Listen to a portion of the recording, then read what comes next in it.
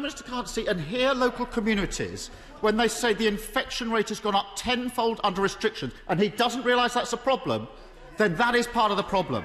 Boris Johnson continues to face opposition over his handling of local lockdown restrictions, but members of his own party have begun to put forward their solutions to the situation. But I have said publicly, and I do very strongly believe, that the advice that the Scientific Committee SAGE gives to ministers should be published in the way that the advice the Bank of England Monetary Policy Committee gives to the Chancellor on interest rates is also published.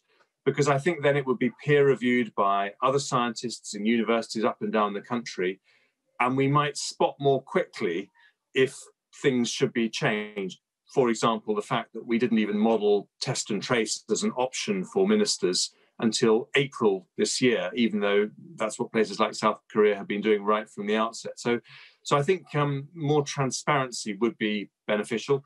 Debates over local targeted measures come as Community Secretary Robert Jenrick said the government was currently considering what steps to take to stop the rise in coronavirus cases.